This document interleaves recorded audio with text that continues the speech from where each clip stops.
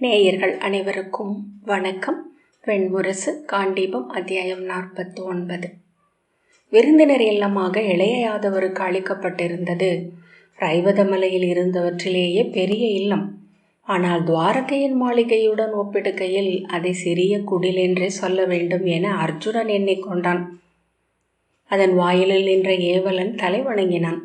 இளைய யாதவர் இயல்பாக உள்ளே வருக என்ற பின் நுழைந்து குரடுகளை காலாலேயே உதறிவிட்டு துள்ளி மஞ்சத்தில் விழுந்து மல்லாந்து படுத்து ஒரு தலையணையை எடுத்து மார்பின் மேல் வைத்து கொண்டார். அவரிடம் எப்போதும் இருக்கும் அந்த சிறுவனை நன்கறிந்திருந்த அர்ஜுனன் புன்னகை செய்தான். பிரபாச தீர்த்தத்திற்கு வந்தவர் என் அணுக்கரான கதர். ஆனால் அவரை நான் ஒரே ஒரு முறைதான் சந்தித்திருக்கிறேன் என்றார் இளைய யாதவர். வரலாற்றின் முன் திகைத்து நிற்கும் ஓர் எளியவர் என தன்னை உணர்வதாக சொன்னார் என்றான் அர்ஜுனன். வரலாற்றை அறிந்தவர்கள் அதன் முன் திகைத்து நிற்பதில்லை. அதன் பொருளின்மையை கண்டு அயற்சிதான் கொள்கிறார்கள். பின்னர் சிறு நகைப்பாக அதை முதிரச் செய்து அதிலிருந்து தப்புகிறார்கள் என்றார் இளைய யாதவர். வரலாறு என்று ஒன்று உண்டா என்ன? இருப்பது நினைவு மட்டுமே. அடிக்கடி தீப்பிடிக்கும் காடுகளில் தீப்பிடிக்காத நீரிலை கற்றாழைகள் வளர்த்து காட்டுக்கு அரணிட்டிருப்பதை கண்டிருக்கிறேன். மரங்களுக்கும் வரலாற்று நினைவு உண்டு. சொல்லில் அமைந்த வரலாற்றையே நாம் அறிகிறோம். அது மிக மிக மேலோட்டமானது. கனவுகளிலும் சுஷுப்தியிலும் படிந்துள்ள வரலாற்றின் மேல் ஜாக்கிரத்தில் மானுடன் செதுக்கி வைக்கும் வரலாறு அது.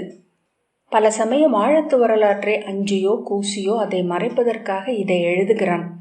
இது பொய் என அவன் அறிந்தமையாலேயே அதை நிலைநாட்ட சொல் அடுக்குகளை குவிக்கிறான். சொல்லுக்கு அருகே வாளையும் காவல் வைக்கிறான் என்று இளைய யாதவர் சொன்னார்.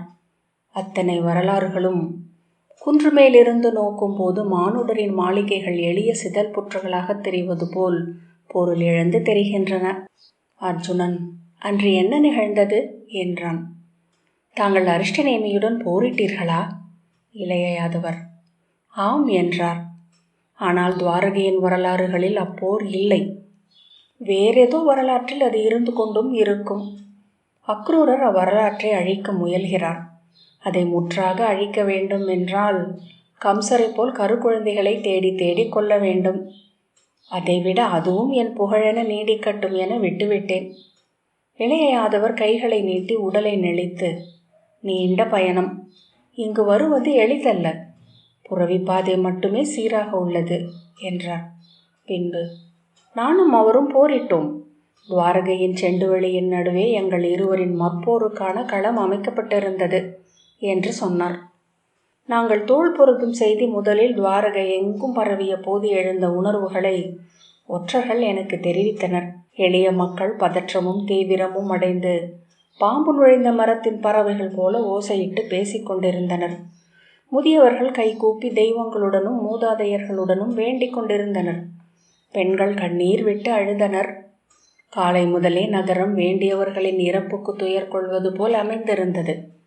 என் உப்பரிகை முகப்பிலிருந்து நகரை நோக்குகையில் நான் இந்த மர உரி ஒன்றால் துவாரகையை மூடி வைத்திருப்பது போல் ஒலிகள் அடங்கி ஒலிப்பதை கேட்டேன். போருக்கு பால்குண மாதம் கருநிலவு நாளில் பிற்பகலை குறித்திருந்தனர். 7 நாட்கள் அதற்காக காத்திருந்தேன்.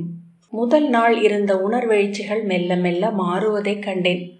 நான் தோற்றுவிடுவேனோ என்னும் ஐயமும் அச்சமும் துவாரகையினருக்கு இருந்தது. அவர்கள் தங்களுக்குள் பிரிந்து பேச பேச அவை அகன்றன. மூத்தவர் வெல்லக்கூடுமோ என்னும் ஐயத்தில் அப்போரை தங்கள் உள்ளங்களில் மேல மேல நிகழ்த்தி கொண்டனர். அப்போரில் அவர் தன் தூய தசை வல்லமையால் வெல்வதை கற்பனையில் கண்டனர். அதை வியந்து பின்னர் அதை விரும்பத் தொடங்கினர். அவர் வெல்ல வேண்டும் என்ற விளைவாக அது மாறியது. பின்னர் நான் தோற்க வேண்டும் என்னும் விளைவென அது உருக்கொண்டது. பார்த்தரே, எளிய மக்கள் மாற்றத்தை விரும்புகிறார்கள். அம்மாற்றத்தால் தங்கள் வாழ்வு தலைகீழாகும் என்றாலும் சரி. முந்தைய கணம் வரை சார்ந்திருந்த ஒன்று சரிவதை கூட அதன் பொருட்டு விழைவார்கள். ஏதேனும் ஒன்று நிகழ்ந்து தாங்கள் கொண்டாடிய ஒன்று வீழ்ச்சியடையும் என்றால் அதில் அவர்களின் அகம் களிக்கும்.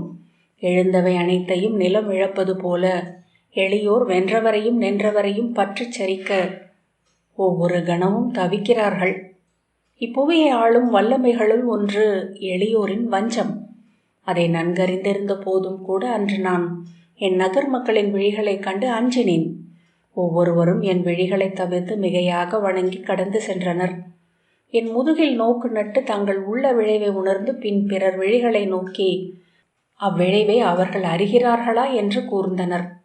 அங்கும் அதையே காணும்போது தங்கள் பேருருவை தாங்களே கண்டு திடுக்கிட்டனர். ஆனால் நாள் நெருங்க அவர்களின் தன்னடக்கமும் கரவும் மறைந்தன. தங்கள் அனைவரிலும் நுரைப்பது ஒரே விளைவு என அவர்கள் உணர்ந்தபோது ஒற்றை பெரும் பரப்பென ஆயினர். அந்த விராட வடிவம் மானுடர் எவருக்கும் அஞ்சாதது. கறப்பதற்கோ நாணுதற்கோ ஏதுமில்லாதது. பேருரு கொண்ட அம்முகத்தில் இருந்த கசப்பும் இழிப்பும் என்னை பதறச் செய்தன. சத்யபாமையை கூர்ந்து நோக்கி கொண்டிருந்தேன். முதலில் அவள் நானே வெல்வேன் என எண்ணியிருந்தாள். பின் நகர் மக்களிடமிருந்து நான் வெல்ல முடியாதென்னும் உணர்வை அவள் அடைந்தாள். அவள் அடைந்த அனைத்தையும் இழக்கப் போகிறாள் என்னும் எண்ணம் அவளை துவளச் செய்ததை கண்டேன். அவ்வெண்ணம் வலுப்பெருந்தோறும் என் மீதான கசப்பாக மாறியது. கசப்பு மூப்படைகையில் ஏளனமாகிறது. ஏளனம் பழுத்து புறக்கணிப்பாகிறது. என்னை அவள் விழிகள் நோக்குவதே இல்லை என்னும் நிலை வந்தது. குறித்த நாளில் மற்போருக்குரிய தோளாடையை அணிந்து அணிகளைந்து அரங்குக்கு சென்றேன். அங்கு விழிகளால் ஆன வேலி போல மக்கள் சூழ்ந்திருந்தனர். செண்டுவெளியின் செம்மண் முற்றத்தில் மண்ணை கிழித்து கூழாங்கல் அகற்றி பொடி புழுதி சமைத்து வைத்திருந்தனர். அக்ரூரரே போர் நடுவராக இருக்க ஆணையிட்டிருந்தேன். வெண்கச்சையும் வெண் தலைப்பாகையும் அணிந்து அவர் அங்கு நின்று ஏவலருக்கு ஆணையிட்டு கொண்டிருந்தார். நான் மேடைக்கு சென்றதும் வாழ்த்தொலிகள் எழுந்தன. ஆனால் அவையும் மிக தயங்கி ஆங்காங்கே தனி குரல்களாகவே ஒலித்தன. என்னை கண்டு நிலவழுகையில் கடல் அலைகள் போல் ஒலிக்கும் துவாரகையின் உவகை குரல் எழவில்லை. அதை கண்டு என் வீரர் கைகளை வீசி வாழ்த்தொலி எழுப்பும்படி மக்களை ஊக்கினர். உடனே வாழ்த்தொலி மும்மடங்கு பெருகி எழுந்தது. இயல்பாக எழும் வாழ்த்தொலி பல்லாயிரம் குரல்கள் கூடிய வெற்று முழக்கமாக இருக்கும். ஆணைக்கேற்ப எழுந்த வாழ்த்தொலி சீரான அலைகளாக இருந்தது. பெருங்கூட்டத்திற்கும் இராணுவத்திற்கும் இடையேயான வேறுபாடு போல் தோன்றியது. நான் என் மக்களின் முகங்களை ஒவ்வொருவராக அணுகி நோக்க விரும்பினேன். ஒவ்வொருவருடனும் எனக்குள்ள உறவு ஒவ்வொரு வகையானது, பிரிதொன்றில்லாதது. 1000 உள நாடகங்களால் அமைக்கப்பட்டது. அணுக்கமும் விளக்கமுமாக அலை பாய்வது. மல்லர்களுக்குரிய தாழ்வான பீடத்தில் அமர்ந்தேன். 2 ஏவலர்கள் என் தசைகளை நீவி விரல்களை சொடுக்கெடுத்து உடலை போருக்கு சித்தமாக்கினர். என் விழிகளை சந்தித்த அக்ரூரர் தலையசைத்து திரும்பி ஏவலரிடம் ஆணையிட்டு கொண்டு விலகிச் சென்றார். சத்யபாமா வருவதற்கான மங்கள இசையும் வாழ்த்தொலிகளும் கேட்டன. ஆள்கூட்டம் அவளுக்கு வழக்கமான வாழ்த்தோசையை எழுப்புவதைக் கண்டேன். அரசி முகம் காட்டும் நாள் அல்ல அது என்பதனால் பட்டு திரைச்சீலையை மூங்கில் சட்டங்களில் பற்றிய சேடியர் அவளை மறைத்து சூழ்ந்து வந்தனர். அரசியருக்குரிய மேடையும் வெண்பட்டால் மறைக்கப்பட்டிருந்தது. அவள் உள்ளே அமர்ந்ததும் திரை மறைவுக்கு மேல் வெண்சாமரம் எழுந்து அடங்கியது. அதுவரை வாழ்த்தொலிகள் எழுந்தன. அந்த வெண்பட்டு திரைச்சீலை அவளாக மாறி அரங்கை நோக்கத் தொடங்கியது. மறுபக்கம் இருந்து அரிஷ்டநேமி நடந்து வந்தார். அவர் அவை நுழைந்ததும் துவாரகையின் குடிகள் அனைவரும் பெரும் குரல் எடுத்து அவரை வாழ்த்தினர். அவ்வொளி சூழ்ந்திருந்த மாளிகை முகடுகள் அனைத்தில் இருந்தும் திரும்பி வந்தது. நகரின் பருப்பொருட்கள் அனைத்தும் குரல் கொண்டவை போல தோன்றின. ஆனால் அவ்வோசை எதையும் கேளாதவர் போல, முற்றிலும் வேறெங்கோ இருப்பவர் போல நடந்து வந்து எனக்கு எதிரே கற்பீடத்தில் அமர்ந்தார். அவர் அணிந்திருந்த பழைய மர உரியாடையை ஏவலர் கழற்றினர். களைவதற்கு அவர் அணி ஏதும் அணிந்திருக்கவில்லை. அவரது பெருந்தோள்களில் இறுகிய தசைகளை வீரர்கள் நீவி சீரமைத்தனர். உள்ளங்கால் முதல் முடிவரை அவரது உடலை ஒவ்வொரு தசையாக நோக்கினேன். பார்த்தா, 1000 தலைமுறைகளுக்கு ஒரு முறையே பழுதில்லாத பேருடலை தெய்வங்கள் சமைக்கின்றன என்பார்கள். தலைமுறைகளுக்கு ஒரு தசையை முழுமை பெறச் செய்கின்றன தெய்வங்கள். பின் அத்தனை திசைகளையும் கூட்டி ஒரு மனிதனை படைக்கின்றன. அவன் தெய்வங்களுக்குரிய சிறந்த படையல். அவன் அழகு மானுடர் துய்ப்பதற்குரியதல்ல. அதை அவனும் அறிந்திருப்பான். ஆகவே அவன் உள்ளம் மண்ணில் எங்கும் தோய்வதில்லை. அவன் மண்ணில் மலர்ந்து விண்ணோக்கி உதிரும் மலர் என்கின்றன நூல்கள். முரசு முழங்கி என் உடல் அதிர்ந்து விழிப்பது வரை அவரையே நோக்கி கொண்டிருந்தேன். அக்ரூரர் குறுமேடையில் ஏறி நின்று கை காட்ட ஓசைகள் அடங்கின. போர் முரசு முத்தாய்ப்பாக மும்முறை விம்மி அமைய கொம்புகள் பிளிரி ஓய்ந்தன. அக்ரூரர் உரத்த குரலில் அங்கு நிகழும் மற்போரின் முறையை அறிவித்தார். அது வெறும் உடல் வல்லமையால் மட்டுமே வெற்றி தோல்விகள் முடிவாகும் வன்யம் என்னும் போர் முறை. 5 தடைகள் மட்டுமே அதன் எல்லைகள். எடைக்கு கீழ் தாக்கலாகாது, தலைக்கு மேல் கை தூக்கலாகாது, தசைகள் அன்றி பிற படைக்கலங்கள் பயன்படுத்தலாகாது, அவமதிக்கும் சொற்கள் எழலாகாது, விழிகளை நோக்கலாகாது. அக்ரூரர் எங்களிடம், வீரர்களே, போர் முறைகள் இப்புவியில் 1000. போர்களுக்கெல்லாம் அன்னை என்று மற்போரை சொல்கிறார்கள். ஏனெனில் கைகளற்ற புழுக்களும் செய்யும் போர் அது. தெய்வங்களுக்கு மிக உகந்தது. மானுடர் கண்டறிந்த எப்படைக்கருவியும் அதில் இல்லை. தெய்வங்கள் சமைத்த படைக்கருவிகளான கைகள் மட்டுமே உள்ளன. இரு மானுடர்களின் ஆற்றலை எடை போடுவதற்கு மற்போருக்கு நிகரான பிரிதொரு வழிமுறை இல்லை. இங்கு நிகழ்வது போரல்ல, வழிபாடென்றே ஆகட்டும். நமது மூதாதையரும் குடி தெய்வங்களும் இங்கெழுந்து இப்படையலை ஏற்றுக்கொள்ளட்டும். வெற்றி தோல்வி எவையாயினும் அவை நம் குடி சிறக்கவே பயன்படட்டும். ஓம் அவ்வாறே ஆகுக என்றார். நான் தலைவணிக்கு எழுந்து அரங்கின் நடுவே சென்று நின்றேன். எனக்கென ஓரிரு குரல்களை அங்கு ஒலிக்க கேட்டேன்.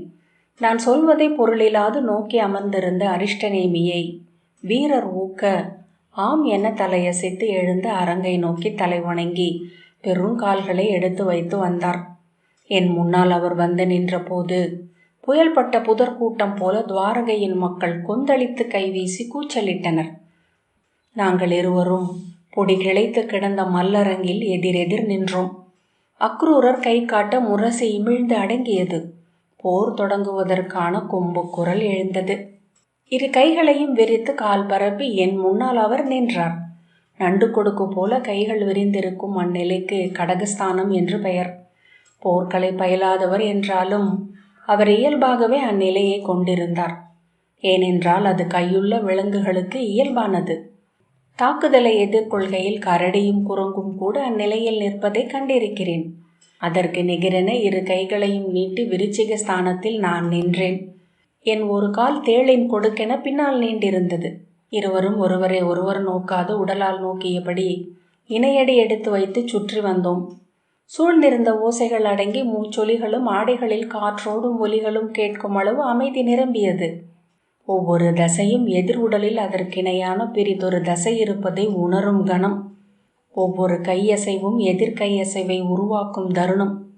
உடலை முழுதறியும் தருணம் மற்போரில் அன்றி வேறெங்கும் நிகழ்வதில்லை. நுண்ணுடலை நுண்ணுடல் அறிந்த பின்னரே பருவுடல் சந்திக்கிறது. அப்போது எழும் முதல் திடுக்கிடல்தான் மற்போரின் உச்சம். தெய்வங்கள் வகுத்த கணத்தில் இடியோசை போல் இருவருக்குள்ளும் எழுந்த தசை மோதும் ஒலியை கேட்டோம்.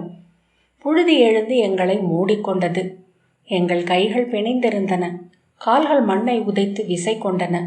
இரு நாகங்கள் தழுவி இறுக்கி ஒன்றையொன்று நிகர் செய்து அசை விழுந்தன. இரு புழுக்கள் ஒன்றை ஒன்று உண்ண முயன்றன. அவரது கால்கள் என் கால்களுக்கு அருகே வந்தன.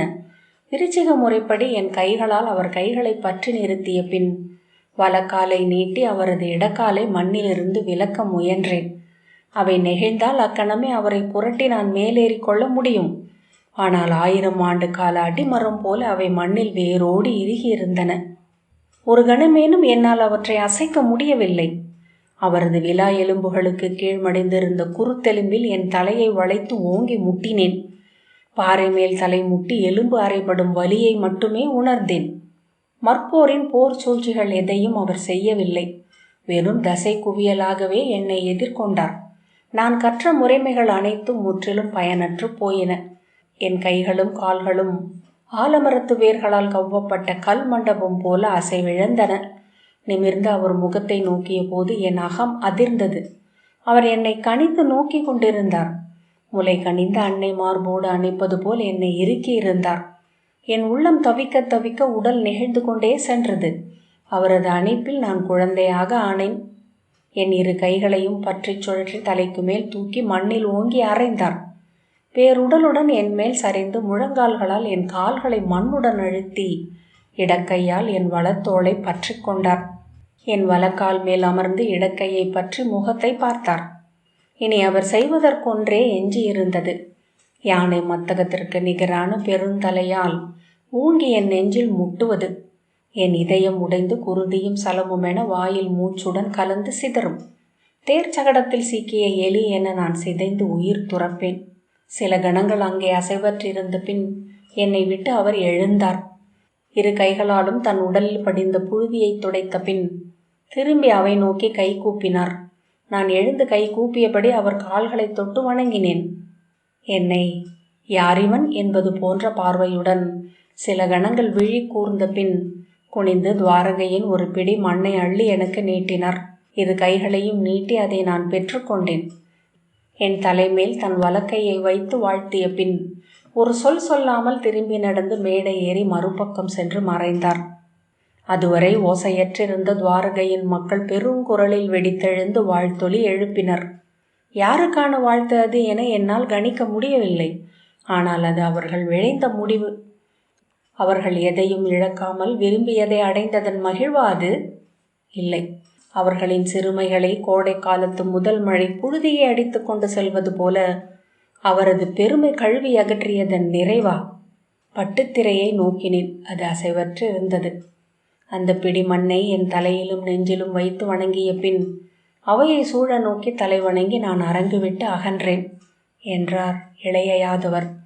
மூத்தவர் துவாரகையிலிருந்து வெளியேறி பாலையின் விளிம்பில் இருந்த சுஸ்ருதம் என்னும் சோலையில் இருந்த சிறிய குடிலில் குடியேறினார். அங்கு மக்கள் அவரை தேடிச் சென்று அடி பணியத் தொடங்கினர். அங்கிருந்து மீண்டும் விலகி சுபார்ஸ்வம் என்னும் தொலைதூர முக்காட்டில் குடியேறினார். அங்கும் மக்கள் செல்லத் தொடங்கவே மீண்டும் விலகி பாலையில் இருந்த அறியாத பாறை வெடிப்பு ஒன்றுக்குள் தங்கினார். துவாரகையிலிருந்து அவருக்கு உணவு கொண்டு செல்ல ஏற்பாடு செய்தேன். இளைய யாதவர் சொன்னார். மீண்டும் அவரை சென்று பார்த்தபோது அவர் மிகவும் அமைதி இழந்திருப்பதை கண்டேன். அவரது விரல்கள் அசைந்து கொண்டே இருந்தன. உதடுகளில் ஏதோ சொல் கசங்கிக் கொண்டிருந்தது. எதையும் நிலைத்து நோக்காமல் இருந்தன விழிகள். மூத்தவரே, தாங்கள் நிலையழிந்திருக்கிறீர்கள் என்றேன். எங்கும் என்னால் அமர முடியவில்லை. என் உள்ளத்தில் ஊழ்கம் நிலைக்கவில்லை என்றார். ஏன் என்றேன். அறியேன் என்று சொல்லி எழுந்து கொண்டு, நீ விலகிச் செல், நான் மானுடர் எவரையும் நோக்க விழையவில்லை என்றார். நான் தங்களை சந்திப்பதை விலக்காதீர் மூத்தவரே. தங்கள் அண்மையில் நான் அறிவதை வேறெங்கும் அடையவில்லை என்றேன். அந்த மற்போர் நான் அமைந்த ஊழ்கங்களில் தலையாயது. தங்கள் கையில் அமைந்த அக்கணங்களில் நான் அனைத்திலிருந்தும் விடுபட்டு எழுந்தேன்.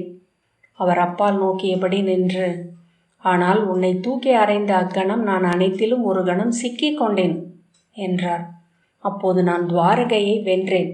சத்யபாமையை மணந்து சக்கரவர்த்தியாக பாரத வருஷத்தை ஆண்டேன். நான் சொல்லின்று அவரை நோக்கி கொண்டிருந்தேன். நான் முழுமையாக தோற்றுவிட்டேன் இளையோனே. நான் அடைந்த அத்தனை கல்வியையும் ஊழ்க வல்லமையையும் இழந்து தொடங்கிய புள்ளிக்கே மீண்டு வந்துவிட்டேன். நான் என்ன சொல்வதென்று தெரியாமல், ஆனால் இது வழுக்கு மரம் என்றுதான் சொல்லப்பட்டிருக்கிறது என்றேன். வழுக்கு மரம் என்று அவர் தனக்குத்தானே சொல்லிக் கொண்டார். தலையை அசைத்த பின், இருக்கலாம், ஆனால் நான் மீண்டும் புதியதாக தொடங்க வேண்டியிருக்கிறது. முற்றிலும் புதிய ஒன்று. இவையெல்லாம் அல்ல என்று என் உள்ளம் அனைத்தையும் விலக்கி கொண்டிருக்கிறது. ஆனால் எங்கு செல்வதென்று அறியாமல் தவிக்கிறது என்றார். 3 மாத காலம் அவர் அங்கே தனிமையில் இருந்தார். அப்போதுதான் இங்கே ரைவத மலையில் ரைவதகருக்கான விழவு நாள் வந்தது. யாதவர்கள் கிளம்பிய போது நான் அவரிடம் சென்று ரைவத மலைக்கு வரும்படி அழைத்தேன். பயணங்களில் ஆர்வமில்லை என மறுத்து விட்டார். ரைவதகரின் கதையும் தங்கள் கதைக்கு நிகரானதுதான் மூத்தவரே என்றேன். மண்ணில் நிகரற்ற படைக்கலம் ஒன்றை அடைந்தவர். அதை துறக்கும் முடிவுக்கு வந்ததை நான் ஒவ்வொரு நாளும் எண்ணுவதுண்டு என்று நான் சொன்னபோது அவர் தளர்ந்த விழிகளுடன் என்னை நோக்கினார். வாருங்கள் என்றேன் பெருமூச்சுடன். சரி, கிளம்புவோம் என்றார். சென்ற ஆண்டு இதே நாளில் இங்கு நானும் அவரும் வந்தோம்.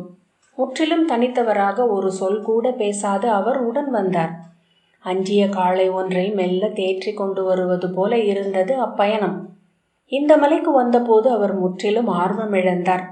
நான் மலையேற விழையவில்லை இளையோனே, இங்கே இருந்து கொள்கிறேன் என்றார். இல்லை, மலை மேல் உள்ள ரைவதகரின் ஆலயம் வரை வாருங்கள்.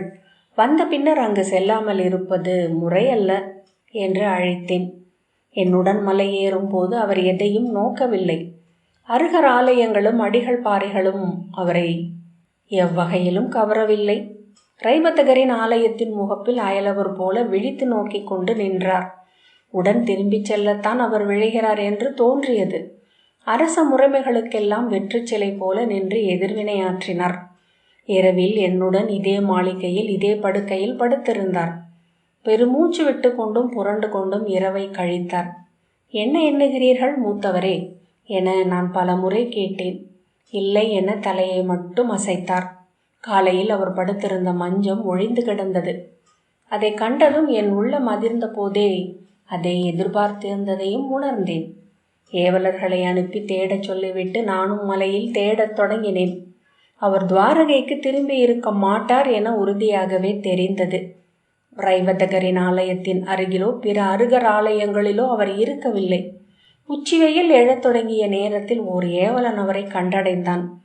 மலையின் மறுசரிவில் ஒரு பாறைக்கடியில் தனிமையில் அமர்ந்திருந்தார். நான் அருகே சென்று, மூத்தவரே என்றேன். என்னை நோக்கி, நான் இங்கேயே இருக்கிறேன் இளையோனே, நீ திரும்பிச் செல் என்றார்.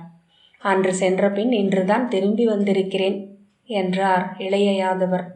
அன்றிருந்தவர்தான் நின்றிருக்கிறாரா என்று தெரியவில்லை. காண்டீபம் 49வது அத்தியாயம் இத்துடன் நிறைவு பெற்றது. நன்றி.